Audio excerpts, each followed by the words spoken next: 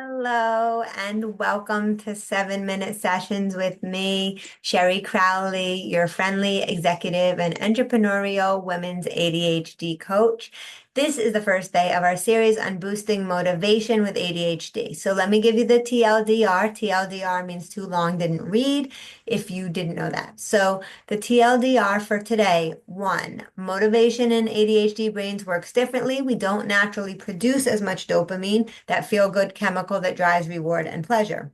Number two, tasks that aren't immediately interesting, like emails, laundry, things like that, feel impossible to start because they don't give an instant dopamine hit.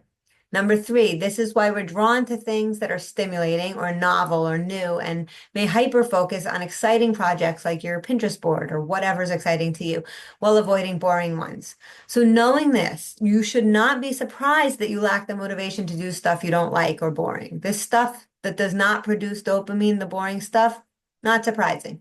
Now, in my master class the other week, if you haven't watched that, you can watch it in the featured sections of the website of the Facebook group.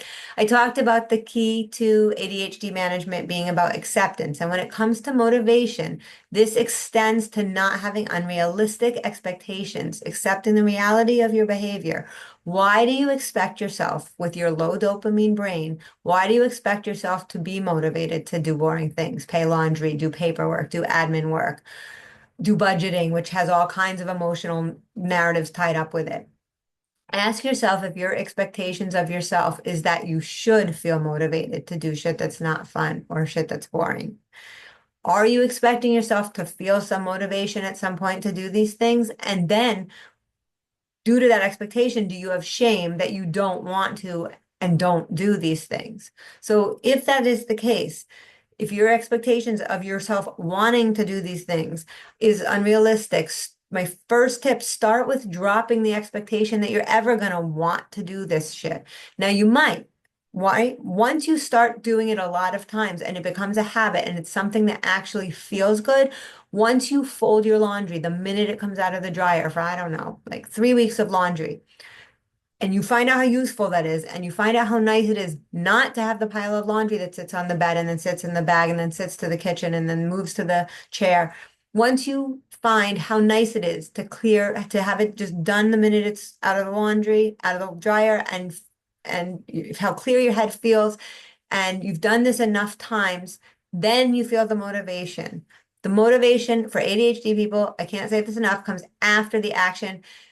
But what makes you think before you get to that point that you're going to want to do it?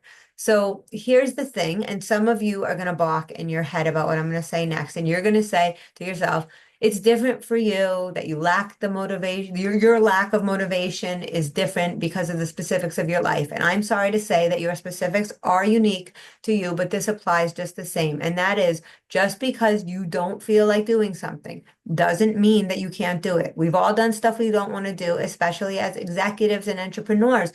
Many of us are moms. We have stuff we don't want to do, but we do it. And that stuff is usually because there's some deadline or something we perceive as important. We're going to talk about this next tomorrow.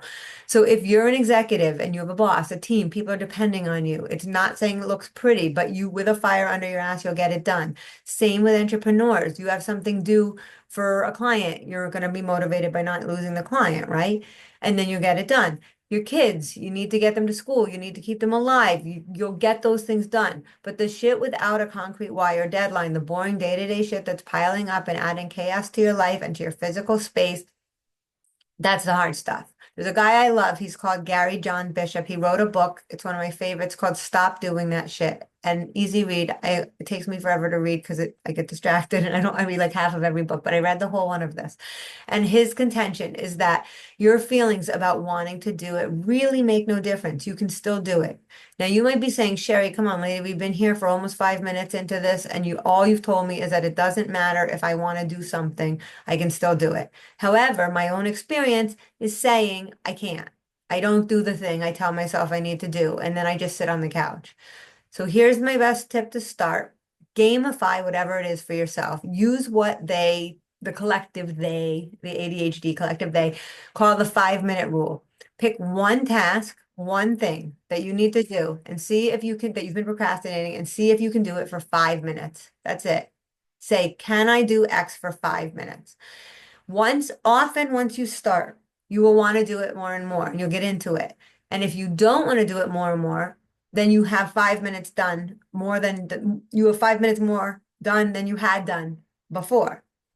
So you're all in this group. Everyone in this group is executives and entrepreneurs, and many of you I know are moms. All of those identities are people who challenge themselves and who meet challenges regularly. So this is just another challenge. Gamify the thing that you don't want to do today. Can I do 5 minutes of cleaning? Can I do 5 minutes of opening mail? Can I do 5 minutes of sorting through one pile?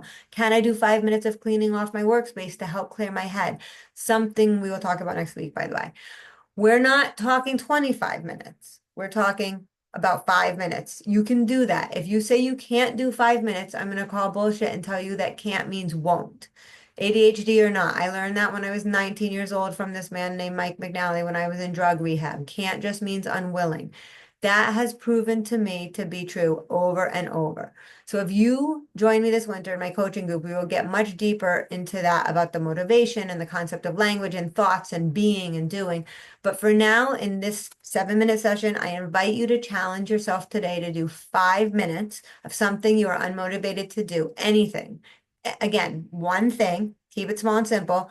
Feel free to do more if it gets going and if you're into it. And if not, then you have 5 minutes more done than previously. And if you can't do 5 minutes of the thing, then you have to take a look what's underneath, a look at the unwillingness. There's zero judgment here. Look at it as a data point. Underneath unwilling is a lot of fear and maladaptive protective shit that you can sort through. I can help you. If you need help sorting through it, that's deeper stuff.